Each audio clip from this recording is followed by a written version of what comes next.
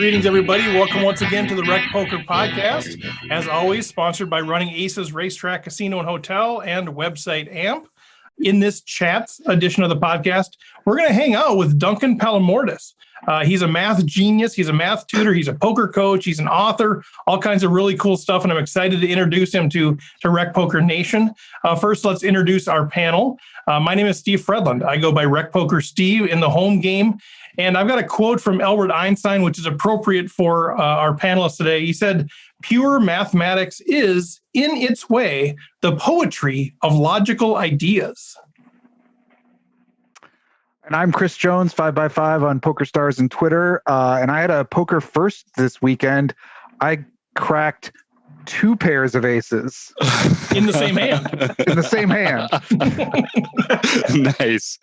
Well, I'm Jim Reed, Bluff Starini in the home game, and I'm just happy to be here. Nice. And I'm Rob Washam, and I'm Radman50 everywhere. And poker is alive and well in Las Vegas. We'll have to talk about that more. Yeah, well, thanks, guys, for jumping on here. Thanks to the folks that are in the chat. A couple of quick things that we want to share. Obviously, we'll share more of this in the back end, but want to make sure that you're aware of these things. First of all, by the time this airs, we're recording this January 18th. It's gonna air on the 26th, which is the day before. So if you're listening to this when it releases, it's the day before the award show. The Reckies are here, our first annual award show. It's going to be a blast. We have so many pros that have submitted videos. It's going to be so much fun. So check that out on the website, rec.poker/Reckies, RECIES, and get all the information there. And then our Fareed Jatton training course is coming up as well. Starts January 3rd. I was hoping to have a special announcement to share with you. Let me look. Oh, I can't share it. I haven't gotten it. Maybe later in the show. I'm waiting to get a text back on who the special guest coach along with Fareed might be. So hopefully later in the show, I'm going to have that announcement for you all. But with that, let's bring him in here. Duncan Palamourdas. And I was reading about you, Duncan. Man, it's fantastic, some of the stuff that you've done. So let's just bring you in and tell us a little bit about who you are and where you're calling in from. Sure. My name is Duncan Palamourdas. Actually, my birth name is Konstantinos Palamourdas. So that is 23 characters between my first name and my last name. So everybody just calls me Duncan, and everybody's happier that way, including myself. So it's easier to communicate that way. But all jokes aside, I'm technically mathematician by trade. That's what I've studied pretty much all of my life. I still study every day. But I'm interested in applying mathematics to various fields, and in particular, I was incredibly interested in applying it to poker. So for the past, I want to say, like for the past 6 years at least, I'm almost full-time working on the mathematics of poker, essentially. So it's one of my, I guess you can call it my specialties. So I'm really interested in applying mathematics when it comes to poker. Yeah, I'm super interested in all of these pieces of it. I'm curious if kind of which came first, the poker or the math? Like, have you been playing cards since you were a young child, or did that evolve sort of as you were looking for games that involved math? Or tell us about the poker journey a little bit. Right. That is actually a very interesting question, because I've been interested in games since I was a kid. So one can say that games came first, but then there's a lot of pattern recognition in games, and we take maths from really young age in pretty much around the world. So in school, so math also came pretty early in my life. So it was all about pattern recognition, but with the extra kick to it that I was always interested in winning, whether it was figuring out the solution to a problem or checkmating my opponent, because I started with chess at the beginning. So, but we would play 5-card poker for as long as I remember myself, around the kitchen table with friends, family. So and it was a blast. I mean, I love games since I was a kid. And so, I mean, I'm a math guy myself, not to your level, but I was an actuary for 30 years. And frankly, it was abstract algebra that made me realize I don't want to go do a master's. Like that was good. I loved it until abstract algebra, and I saw some of your stuff. I'm like, okay, this guy wasn't bothered by abstract algebra. But I noticed that, you're teaching poker at UCLA, which is super fascinating. Were you teaching at UCLA before that, or was that the inroad into UCLA? Yeah, I mean, I taught some classes as part of my doctorate program. I taught some classes at UCLA before, and math classes. But then, one thing led to another. That's quite a long story, but one thing led to another, and now I'm teaching regular poker classes at UCLA, which I'm very happy about. So are you? I mean, I assume you're teaching it from the perspective of, okay, poker is a medium to learn the Correct. mathematics of it, or are you teaching it in a way that you're actually teaching people to become poker players? Correct. Actually, that is, I mean, usually, again, it's funny that you mentioned that, because my goal has always been, to kind of like sneak the math under the table, so try to realize to people, sometimes when math can get in the way, right? I mean, it's so technical. There's so many numbers involved, and especially people who are not math majors, sometimes they can be confounded with all the symbols and everything that's going on. So I'm trying to use metaphors and other ideas and to sneak them into essentially the game, and people realize that they're doing they do math without realizing it, essentially. So that's what I'm trying to do. I don't always succeed, but at least I'm attempting to do that. So is it just are the courses that you offer? And I know everything I've seen says they just fill up right away. People are super interested, which, as somebody that went through math programs, you're always looking for teachers that can make things interesting, because not all math teachers are good at that. So is it part of the core curriculum, or is it sort of people? These are electives. No, these are electives. Yeah. So these are electives. Yes. But I mean, I'm trying to make it part of the main curriculum, and then some people can take the classes for credit. We're not there yet, but I'm not going to give up anytime soon. So I'm curious, and these guys will chime in. I see Jim has a question, but let me ask this first. I don't always notice the cues to ask other people questions, but Rob Adsom is on the call too. And Rob, maybe put in the chat the name of that group that you guys got involved with in Iowa. I think it was your son or your daughter-in-law or something. Duncan, are you involved in, I know there's like collegiate poker tours and collegiate poker like contests and competitions. Do you guys have a team at UCLA, and are you involved in that at all? No, unfortunately, not at the moment. But this is actually a great idea. I mean, this is something that I always wanted to do. I mean, there's a lot of logistics. One of the for us who care about the game and we're very interested, we tend to forget sometimes that the game is still illegal in certain parts of this country, right, and definitely certain parts of this world. This is a very, unfortunately, controversial game in the end of the day.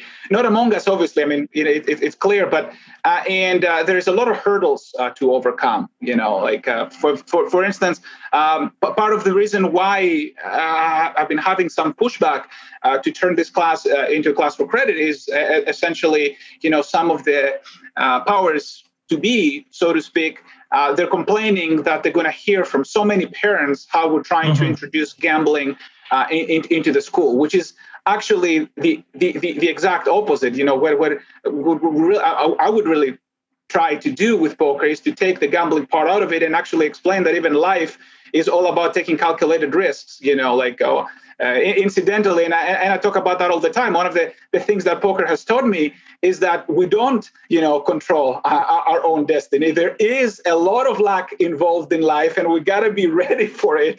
So people who think that it's all about, you in order to go from A to Z in life, you just have to follow a very specific, carved path and just go from A to B, B to C, and eventually you're going to get there. I mean, we're deluding basically our students. So understanding that there is elements that we don't control and how to account for it, both in life and of course in games, I think can be a great lesson. I mean, that was the number one lesson I learned from poker, and I would be more than happy, to help other people, explore that territory. Yeah, I love that. We talk about that a lot. You can make the right decisions, and that increases your expected value over time. But variance is a real thing in poker and in life. And we've had guests, Maria Konnikova. We've had other guests that have sort of elaborated on that as well. Jim, did you have a question there? Yeah, just sort of taking off from that. If some of my friends were considering taking one of your courses and they were more interested in poker than they were in math, what would you tell them to entice them to take the course? Or how would you describe the course in a way that got them excited about it?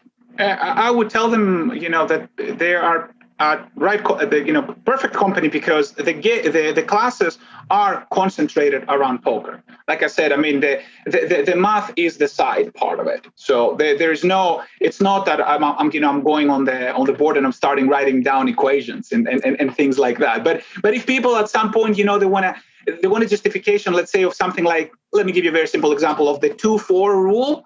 Right. I mean, I can explain the math. I can explain, what fractions come into play there.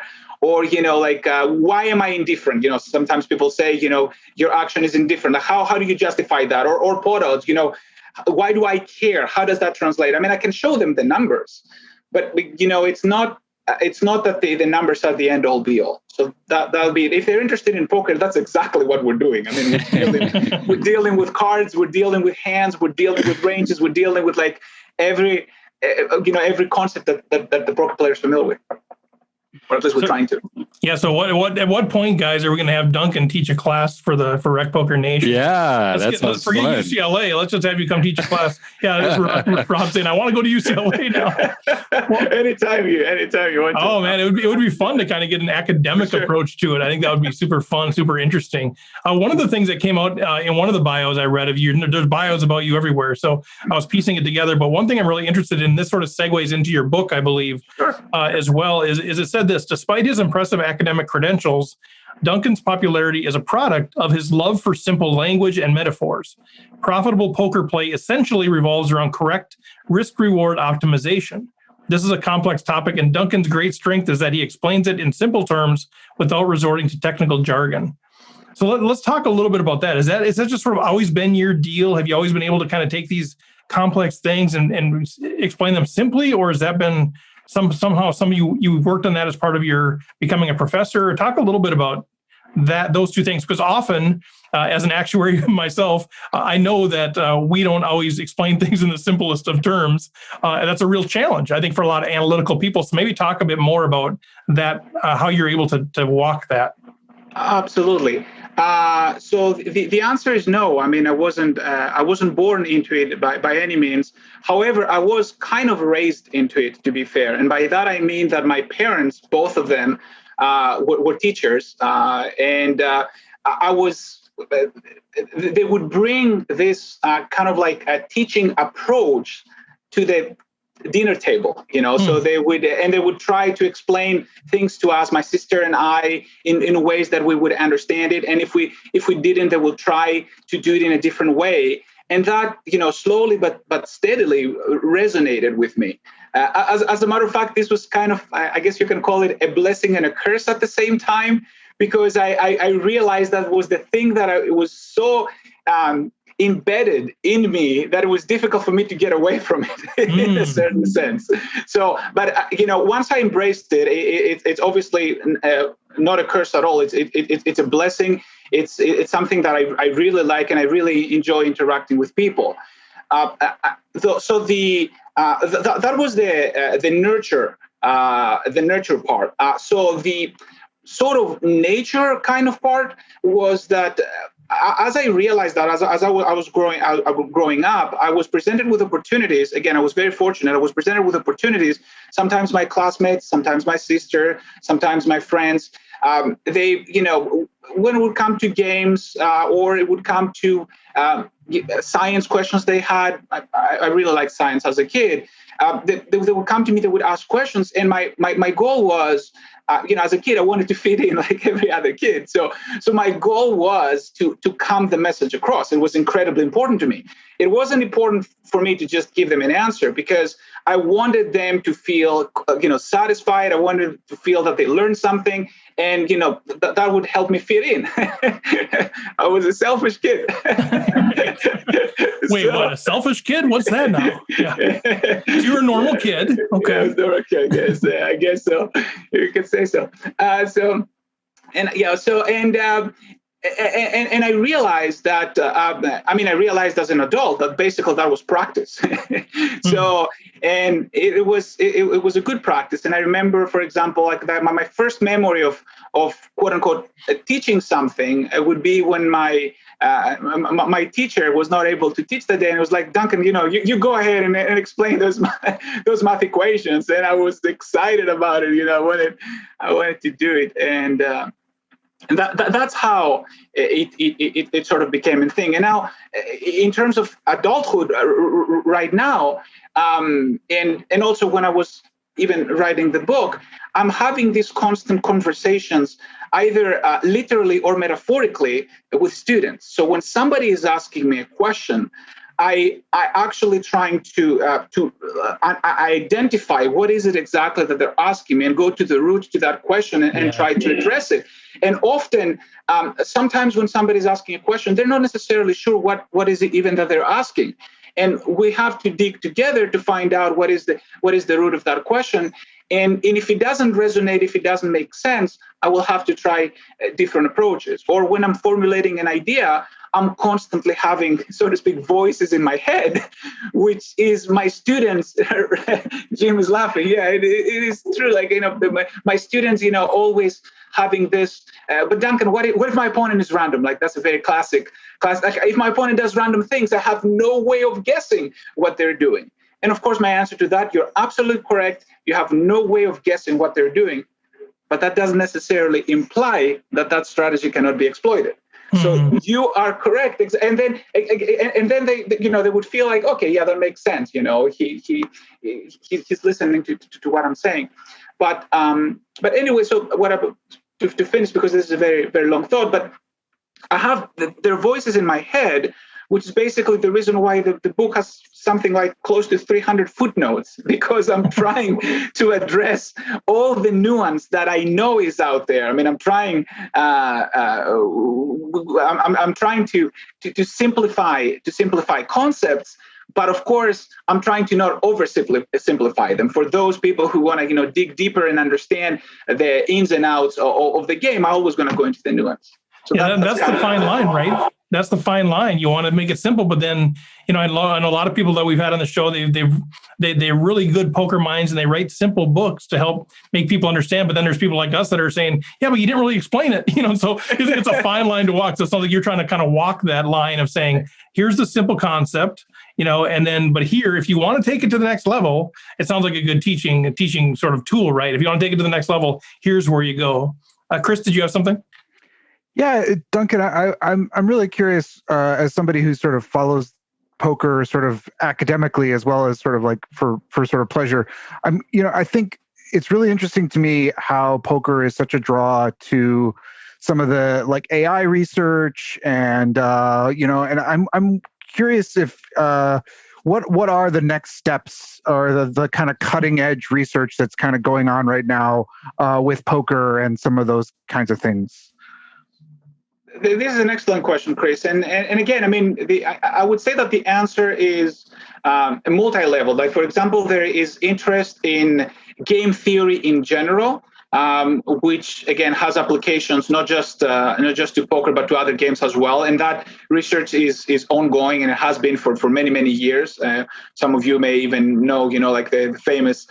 You may have seen the movie of A Beautiful Mind with Russell Crowe, John Nash. Exactly, that is correct. That is John Nash, who actually made that science really popular in the 50s. So. That would be the theoretical framework, but like you said, more applied, we have computer science and artificial intelligence, and people are digging very deeply. I'll write a little bit about it in the book as well, with neural networks and deep learning and all of these, new ideas that people are using in artificial intelligence. And it is incredibly fascinating because some people may not realize it, but actually, the poker is more complex than chess, for example, and chess is one of the most complex games out there. And the reason why poker is so complex is because it's a game of imperfect information. That is, we don't have all the information available. Like, we don't know where our opponent's cards are or what comes next from the deck. So actually, these are two levels of information we're missing. We're missing what comes next, and we're also missing our opponent's information. And it turns out that computers had a really big trouble being able to navigate this type of game. They did really well in the 90s when it came to chess, and also checkers. Checkers is now fully solved. In other words, computers know how to play perfectly, never make a mistake, and they could justify why in checkers. Chess, they're just incredibly good, so good that they can actually beat the world champion. Poker, on the other hand, which is was kind of like the last man standing, so to speak. The AI is not quite there yet. Is not quite there yet in playing perfectly. They can beat heads up as far as I know, and actually they were able to beat limit heads up. But actually, with Carnegie Mellon, the research at Carnegie Mellon, they were able to do no limit as well, and now they keep moving in no limit heads up, and now they keep moving into several players. So slowly but steadily. And of course, this raises several questions. Safety when somebody plays online, and all of these important things.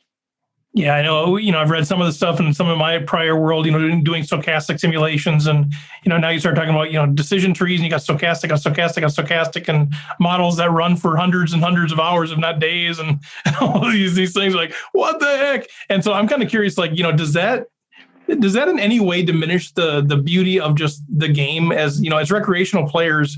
We're all trying to get better, right? We're all trying to get better. We're all trying to like Alex beating Bobby, right? Like we want to get there. We'll talk about the book, but sure. But in some ways, sometimes I wonder, man, with all these solvers and all of the information, do you feel like it's going to become where the game is just so math heavy that it sort of ruins it for a lot of recreational players? Or do you feel like, nah, it's still going to be, most people are just going to be playing it for fun and trying to learn a few tips here and there?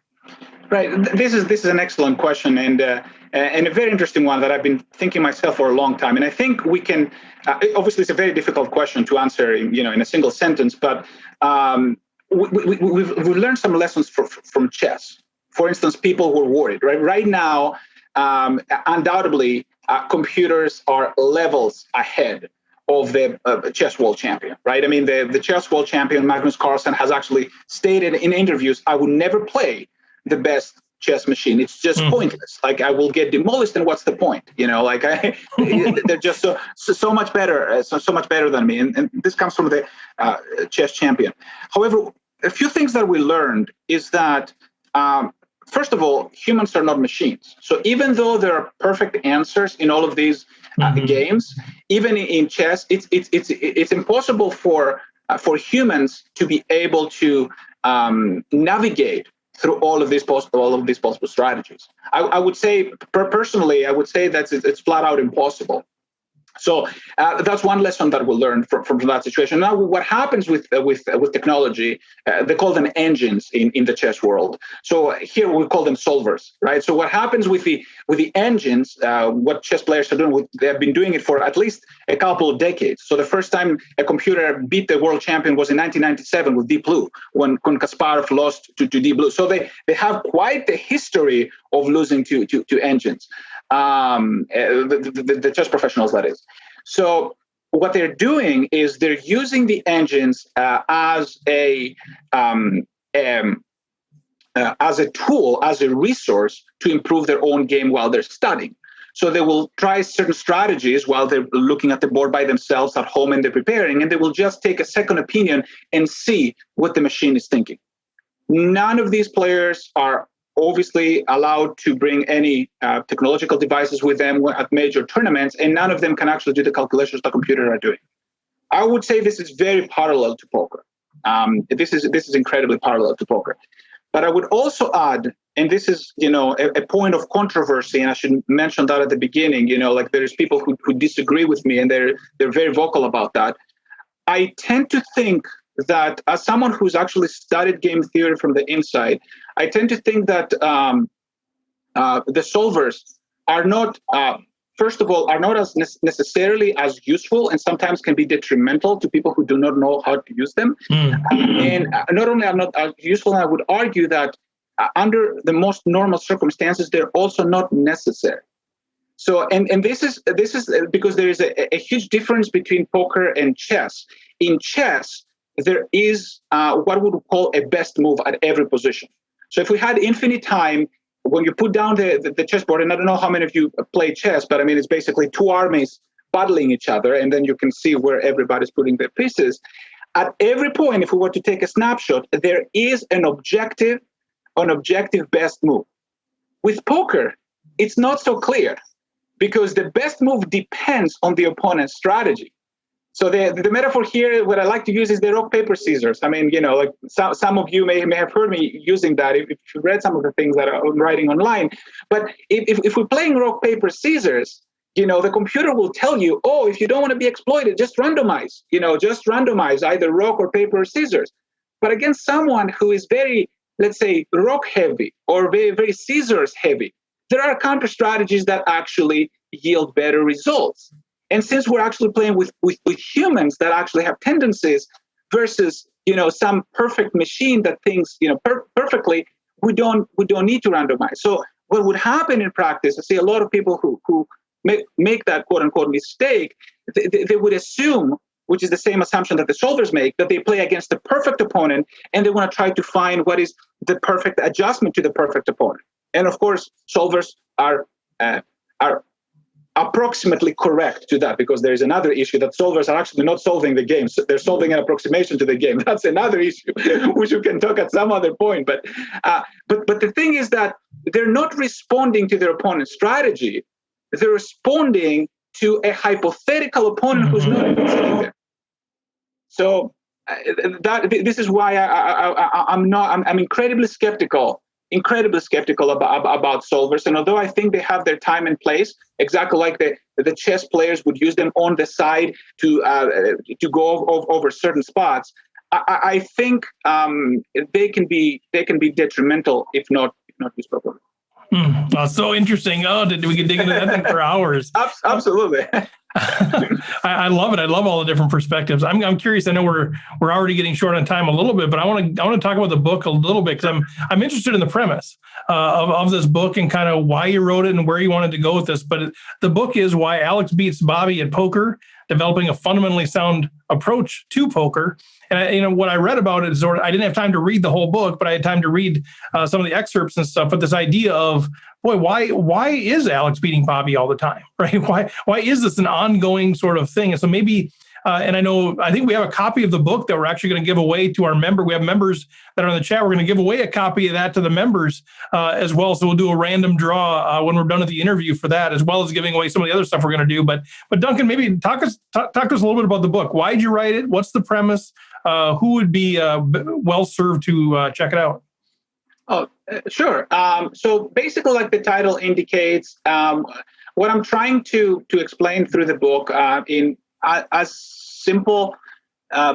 simply as possible, and again, minus all the footnotes, but as simply as possible, at least in the main core of the book, I'm trying to understand the battle between what I would call, the quote unquote typical professional, who is encapsulated by Alex, and then the typical recreational player who's encapsulated by Bobby. I should actually be careful here. When I say recreational and professional, the way I define those terms in the book, professional is somebody, at least for the purposes of this book, who prioritizes profitability over having fun. Yeah. And then a recreational player is somebody who prioritizes having fun over profitability. I don't think there's anything wrong with that. As a matter of fact, I encourage my students, like one of the first things that I would say is that, like limping sometimes can be, not sometimes, I write entire sections of the book about limping and why it hurts profitability. And then my students will still go ahead and limp and have fun because they want a lot of people to get into the pot and then have fun among them, enjoy their drinks and food. And I'm saying, you know what? I'm not going to tell you to change that. You're having fun. That is the number one thing that matters to you, and that's important. So I'm not bashing people who are having fun. I'm not bashing people who want to have profitability, but I'm making this distinction so that we have a starting point, fun versus profitability as goals. And I'm trying to see if someone wants to have fun before and everything else, and someone wants to make profit before anything else. Why is it that the person who wants to have fun, moves money to the person that they want to make a profit? And it turns out that question is not as simple as it sounds. A lot of people, are asking questions like the one that I mentioned before. What if my opponent is completely random, for example? And so I wanted to dissect. I wanted to go deeply and see what kind of sacrifices Alex, who plays for profit, makes. What kind of fun sacrifices? At what points he sacrifices fun for profitability, and what issues Bobby has in terms of profitability, where the fun aspect of it overcomes the profitability issue, and why it matters. And I'm starting from things like what I would call innate properties of the game. An innate property of the game, for those, for example, who play chess, it's a little bit easier to explain it. Chess would be that the white pieces start first.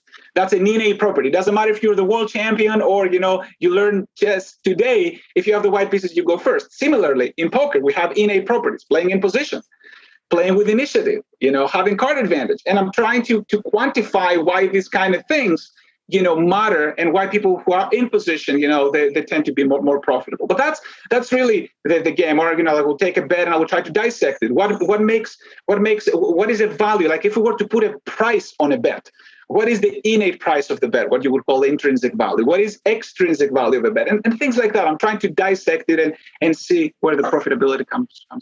Basically. Oh my gosh, that's so good. So if you guys have questions in the chat, put them in the chat, because we got to wind down pretty quick. But I guess my one question out of the book would be, was there anything that surprised you in doing the research, doing the study, writing the book? Was, was it kind of like, well, this is stuff that I know and I'm just going to put it into a book? Or was anything that through the process where you went, that's not what I expected, either one way or the other? For sure. Yeah. I mean, several things, actually. The biggest one is that this is not an easy question, because a lot of people will say, for example, it's kind of a running joke among professionals. Oh, playing against, they like to call them fish, playing against the fish, it's easy. I do not think it is. So I do not think it is, and there's a lot of things that one has to be very aware of, and their own tendencies, and I know the sacrifices that the professional has to make. So that would be a very surprising factor for me, how difficult of a question that was. The other thing is that there were actually surprising connections that I found with other games that I wasn't expecting. Like, for instance, one surprising, you can call it discovery. Somebody might call it a triviality, depending on how easy they think things are. But one of the things that I discover is actually poker, in terms of games, goes 3 levels deep in its complexity compared to, for example, chess. So chess is a game of perfect information. Everybody knows what the other person is doing. Everybody sees the moves. Backgammon, on the other hand, is a game of perfect information, but nobody knows what the outcome of the die is going to be next. So there is an extra layer to it. So we can see the board, but we don't know what the roll is going to be. Poker does the same thing. We don't know what the turn is going to be. We don't know what the next card is going to be. But then there's an extra layer, and that layer is we don't also know what the cards are.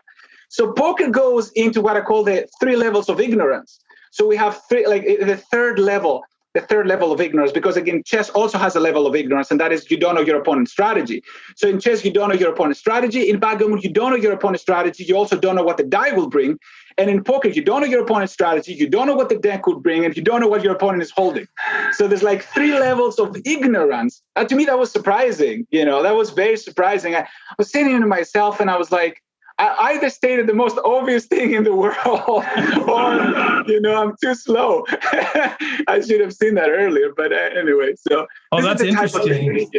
Yeah, I feel like I'm in the right place now. There's 3 levels of ignorance, so I feel like I'm in the right spot. I've finally found my the sweet spot in my life. I need a T-shirt, 3 levels of ignorance. Duncan. Yeah, you got to make the T-shirt for that one, Steve. Oh, I love that. Well, guys, any other questions from you guys? Obviously, this is fascinating stuff, and it's clearly obvious why your courses sell out. They fill up so quick. Obviously, you're a very engaging guy, very smart guy, and you have a lot of fun, I'm sure, as you're teaching some of the stuff. So I'm not surprised, and hopefully that'll continue. But anybody in the panel, any other questions that are burning inside you at all? I'm just looking forward to having you back. Yeah. Here's a question. I'm not going to go to UCLA and sign up for your course, unfortunately. You're in California now, Rob. Aren't you going there tomorrow? No, I'm in Nevada. Come on. And Anyway, California's on lockdown, so everybody's coming from California over to here. But anyway, if I'm not in your class, can I read your book and get kind of the same type of instruction that you would assume to get in your class? Is there really a big connection there? I think, at least that's my goal. I mean, only time will tell if I succeeded. But my goal is to put everything in order in the same way that I would present it to somebody else. And that's why I put all of these footnotes, because I really wanted to answer questions before they were asked. I was doing my best, at least to the best of my abilities. But that was my intention for sure. I love the footnotes are for the writer, not for the reader. You know that. I know. I'm guilty about that. I apologize to the reader, right? I apologize to the reader and say, listen, you guys can skip it. You can skip it if you want. They're not going to break any continuity. But I know there's going to be this one person who says, but Duncan, what if, my opponent does that, So I felt kind of compelled to put them there. I just can't stop putting footnotes. Help me. Oh, that's funny. Well, all right. So folks, obviously, if you're out in Southern California, there it is. We get, if you're watching this on video, we're getting copies of some footnotes here. It says footnotes, like note on the footnotes. I don't know if you probably cannot see my. Yeah, we can see a little bit. Yeah. Yeah, but that's, I put it there, footnote warning. But even there, it looks like the footnotes are actually readable and understandable versus some footnotes are not so much. So it's like a bonus book. It's like you wrote volume 2 in the footnotes. So if people are out in California, obviously they can take the course if they're going to UCLA or whatever, but how can people connect with you if they're like, man, I kind of like how this guy thinks. I want to be connected with this perspective. So I know when things are come out next or whatever. What's the best way for people to connect with you? I would say probably Twitter. I like to, put some of my thoughts there. I like Twitter also because it forces me to be very condensed. I don't always succeed, but Twitter I have. So my Twitter is ask the math dr. Ask the math as in ask the math doctor. This is the same URL as my website, and it's unfortunately the only URL I found available at the time. So it's not the name I would have chosen, but it is what it is. So it's a little bit pretentious sounding. I don't like it very much, but Ask the math doctor. Well, no, I like it, and the website's good. It's got good info. The Twitter stuff is good, and if you have trouble finding Duncan, reach out to us and we'll connect you. But we'll put that in the show notes as well. So anything else as we wrap up that's coming down the pike that we should know about, or anything else you want to talk about quick that we hadn't shared? No, I don't know if anybody has any questions of any kind. I'll be happy to answer them. Oh, I don't know what just happened there. I think I lost my sound or something, but can you guys hear me okay? Yes. Okay, I don't know what just happened to me, but okay, Duncan. Well, man, thanks for jumping on here. That was fantastic. Good stuff. The book sounds fantastic. I know Rob leads our book study, so now we've got another candidate to put in there to maybe study that. And if we do study that, we'll have you back on and talk about it. Otherwise, Jim, I think we need to get this guy back on again. He's a fount of knowledge and wisdom. Yeah, let's do it. We'll be in touch, Duncan. Absolutely. All right, Duncan. Well, thanks again. We're gonna transition. I do have a big announcement for the crew too as well, but we're gonna transition to some of our community stuff. So you're welcome to jump off now, and we'll be in touch as far as next steps on some different things. Absolutely. Well, gentlemen, it's been a pleasure. Thank you very much for having me. I hope you have a wonderful year. I know the last year was not that ideal, so let's hope this one is a little bit better. And stay safe and healthy out there, and we'll be in touch. Thank you very much for having me. Cheers. All right, Thanks, Duncan. Thanks so much, Duncan. Take care. All right, so we have a copy of the book to give away. We have a free drawing to give away, and I've got an announcement, and we have an ad to run. Jim, what's the order that you want to do these things? Oh boy. Why don't we roll for who gets to win a copy of Duncan's book right now? All right. We've got this. We've got some Duncan momentum. So we've got 10 attendees, and if you are in the continental United States, you will get a hard copy. Otherwise, an e-version. We got the D10 Nerd Dice die. Let's see what we got. 7, starting from the top, counting down. 1, 2, 3, 4, 5, 6. Martha, I happen to know, is going to get an e-copy because she does not live in the continental United States. Congratulations, Martha. You're going to love that. Nice. That means Jim's probably going to get a copy of the book. Is probably what that means. Yeah, you never know. Never know. Never know what might happen. I don't know. What do you want to do next? I want to see the 7. yeah. I should be taping it, right? Nice. Congratulations, Martha. Yeah, she'll enjoy that. All right. So, what do you think? I think let's roll the commercial, and then we'll come back and I'm going to review a couple things. I do have an announcement to share, so we'll come back to that deal. Then we'll do the other drawing piece. So feel free to hit it whenever you're ready. Wondered whether you should call a preflop raise or 3-bet instead? What do you do when you have a flush draw? Do you raise it or do you just call? What do you do with ace king when you miss the flop?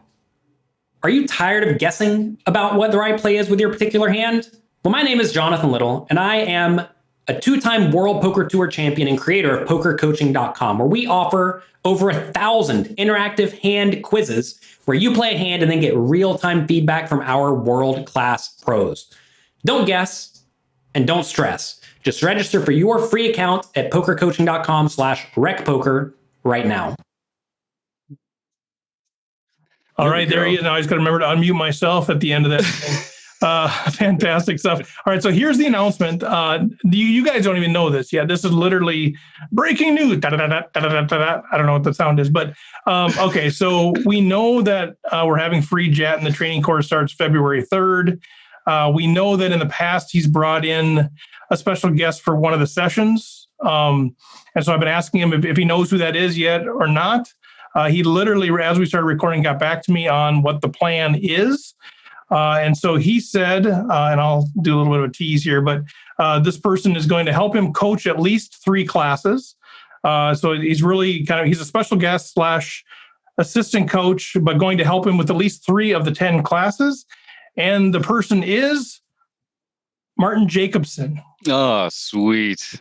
Right? It's going to be a fun 2014 one. World Series of Poker main event winner, Martin Jacobson, is going to be assisting Fareed in the training of this course. So I said, can I announce this? Are we locked in? Are we sure? I don't want to say anything that isn't sure. He said, no, he's going to help me with at least 3 classes. So obviously things can change, but according to Fareed, that is the deal. So that's a pretty big deal.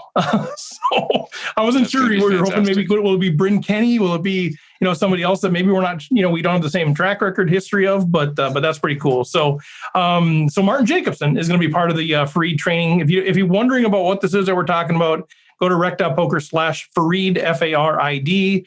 He's doing a 5-week, 10-session, 2 hours per session course.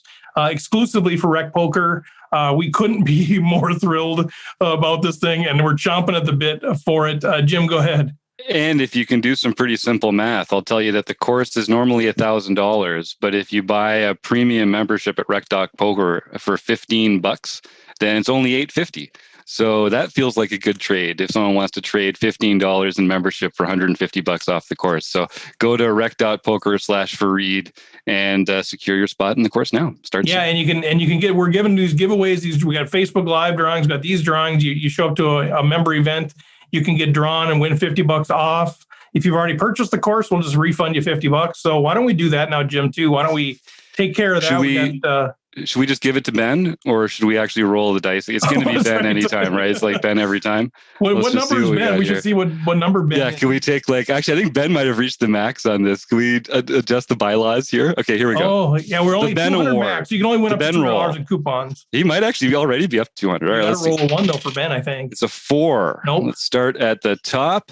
1, 2, 3, 4. Jacob. Congratulations, Jacob. You're going to get a $50 credit toward the purchase of either the free JAT and course or the Rec Poker Learning Together package, which is only $250, which is a lot of fun. Do you think we can really handle Jacob being any better?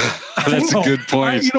Wait a second. Was that a 4 or a 9? Yeah, no. That was, shoot, a mistake. Oh, shoot. Yeah. Hey, I do have a little breaking news on Jacob, too. Him and I went back and forth a little bit over the past week, and I do know how to say his name, so... I'm assuming I haven't looked, but I'm assuming John's going to have to say it today, him or his dad. Probably. Yeah, I do. Forward. It's Kiki. It's Kiki. Kiki. So it's like Kiki Van de Wey if you're an old basketball fan, but Kiki. So we've been wondering, is it Keek? Is it Kika? Whatever. So it's Kiki. So there you go. All right. use Well, of that Jacob, name. email me, Jim@rec.poker, to remind me that you are now the proud owner of a $50 coupon. Yeah, nice Congrats. work. All right. So, what do we have any other business to take care of before we transition into the home games and stuff? I think we've reached that part of the program, right? I could do a little forums announcement, I guess. I could just interrupt John with this. Should we wait that? Okay. We'll have plenty to interrupt him with. Yeah, that's a good point. That's as long as there's something. We'll come up with something. So starting by the time you hear this, we will be inviting premium members to join us for the taping of the forums edition of the podcast. So if you're a premium member at Rec.Poker, if you've got a forum post that you'd like to talk to the panel about on the air, just go to the calendar of the event schedule, click on the link to come join the forums edition of the podcast, just like you did today to come join this one. And we can come talk poker, my favorite thing in the world.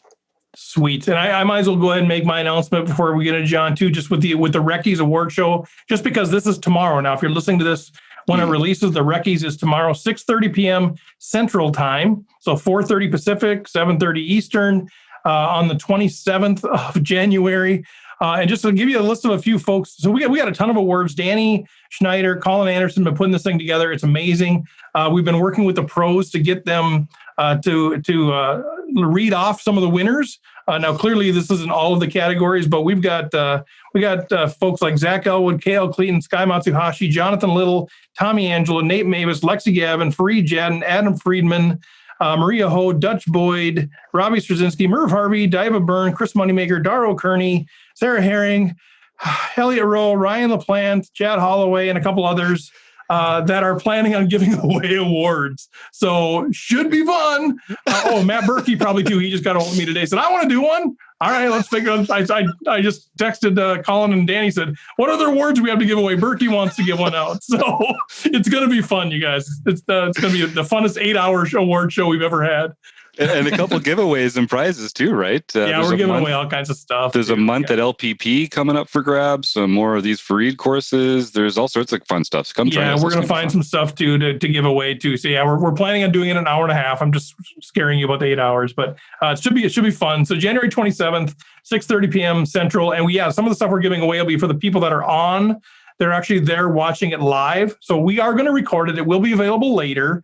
But the awards, the stuff that we're giving away will be for the folks that are in attendance.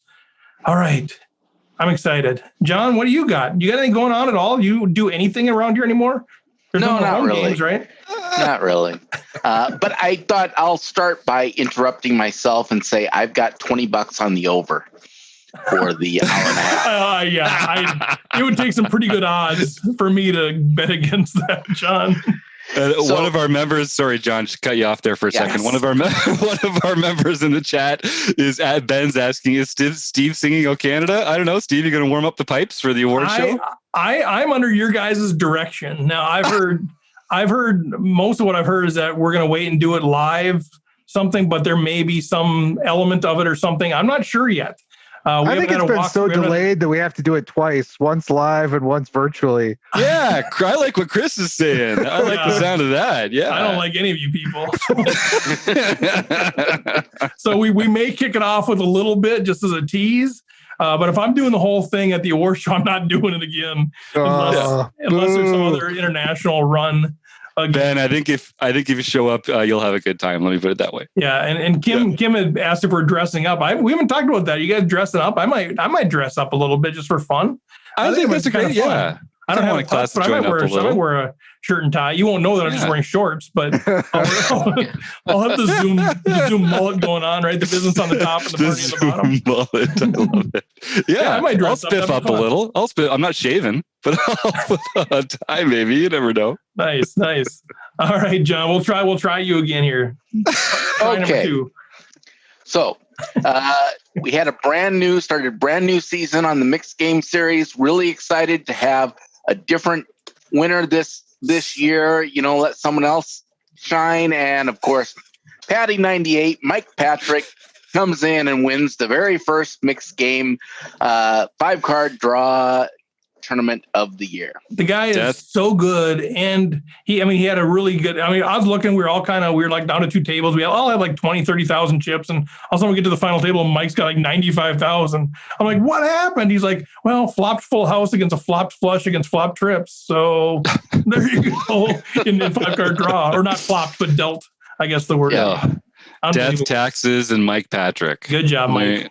Yeah, and I think Chad McVean had the runner-up in that one too. Good to see 2 of my favorite Canuckians battling it out head-to-head. It probably was. Yeah, I think they're gonna. I mean, it could be just karma until Steve sings "O Canada." Maybe we just can't get away from Canadian winners. Yes, I don't know. Oh. That's right. He's onto something. He's onto something there. Oh, I love that, John. The other big event we had this last week was the Daily Series Tournament of Champions that took place on Monday, January 11th. And LTP4 of Spades, Brandon Smith won that. And I remember an episode or so ago, I talked and I didn't know what LTP stand for. It's some type of poker club of his. I don't remember what the names stood for. But anyway, it's a group of friends who got together, much like Rec Poker, played a bunch of poker, and that's where he got his screen name. So yeah, he explained I forget the name of it too, but the 4 of spades is his favorite card in the deck. Yeah. Yep. Yeah, I don't know. I think anyone who has a favorite card or favorite hand has something a little off. And puts their name and uses that in their name. 5, 5, 5.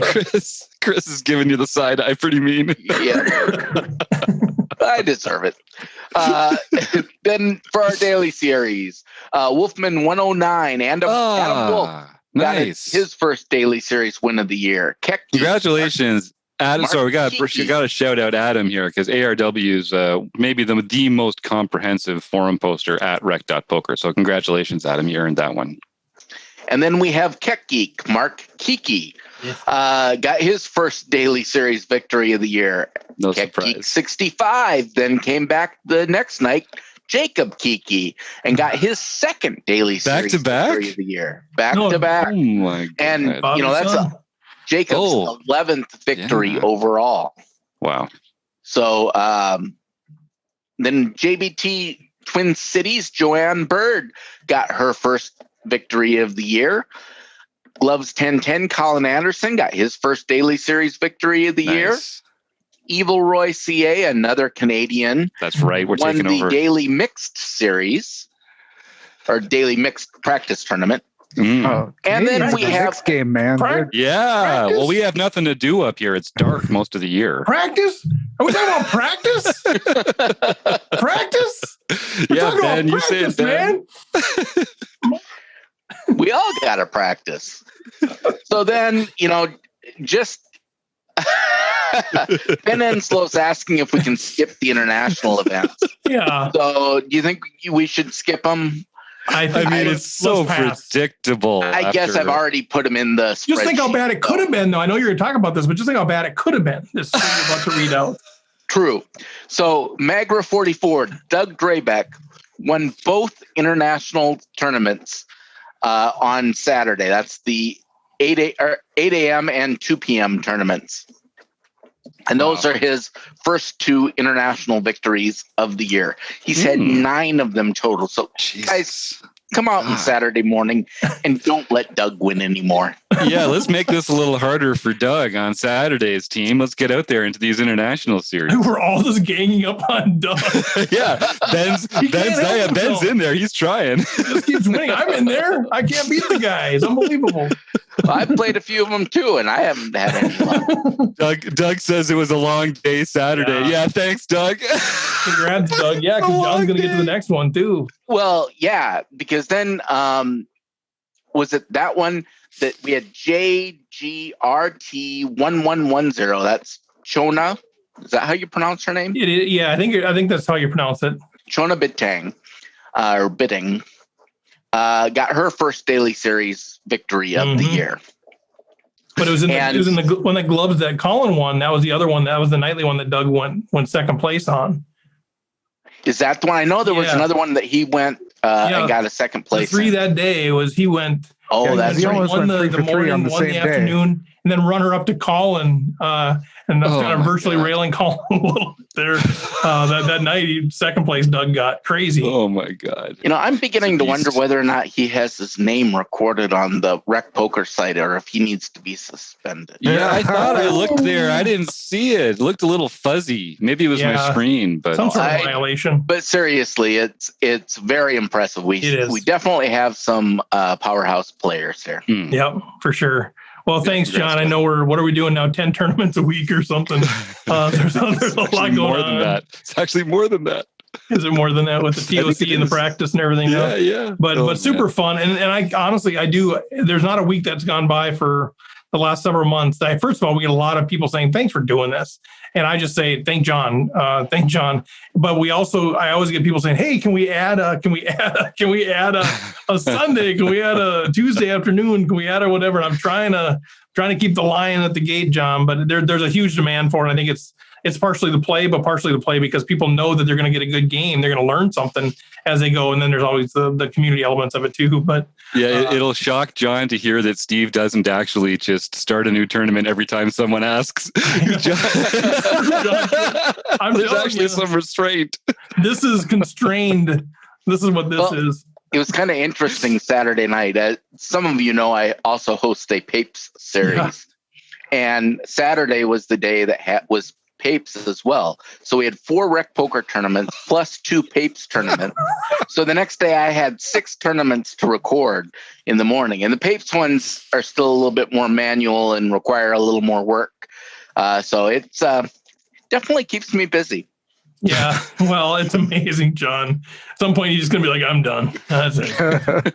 But at least now the Vikings and the Steelers aren't playing on Sundays anymore. So we've got a little more time on Sundays. Right. Opened our schedules right up. Well, yeah, good stuff, John. Thanks. Too soon? Okay. Yeah, too soon. Wow, we knew ours was going to happen. You probably had some. I adopted the Buffalo Bills in like week 2, so I still got a team left. Nice, I love it. That'd be fun. That'd be a fun story. I wanted Cleveland Buffalo. That would be such a sweet AFC championship. Yeah. All right. Yeah. Well, anything? Okay, so John, anything else on the home game stuff, John? Nope, that's it. All right, thanks for everything. How about Chris, Rob? Any updates you guys want to give, Chris? Well, I just coming up, in Memberland, it's going to be a lot of flop. We're going to be talking about a lot of flops. So the member seminar in February is going to be talking about flop texture. And the focus, if you haven't joined the focus and you don't know what it is, or you're kind of curious, it's our study group. We're going to take the month of February off and we're coming back in March. But you can find the post on the forum. You just ask to join the group. And we're looking at one flop. And we're going to break it down in a lot of different ways, from in position, from out of position, from starting with our entire range. And I think it should be a really valuable conversation. So sweet. Come join us. And we're not talking about basketball flops, right? Or soccer flops. Right. Nope. Because I'm kind of done with flops in professional sports. Poker flops. Okay, good. Rob, you got anything for the book study? Yeah, we got about 11 books on the list here for March. So I think somehow I'm going to have to put out some sort of a survey out there and see if I can get people to narrow it down to see which book is really the one that we want to go after. But I'm getting a lot of reaction. A lot of people have been sending me some tweets on, the books that they want us to study. So we got a nice long list, and I think I just have another book to add to it. Yeah, that we just talked about today. So. And you're looking at, so we got the free training. So you're looking at kind of restarting the book study sometime mid-March. So. Yep. Yeah. Okay. March. Yeah. So you guys heard it. If you got ideas for Rob, or follow him on Twitter and make sure that you cast your vote when the time comes.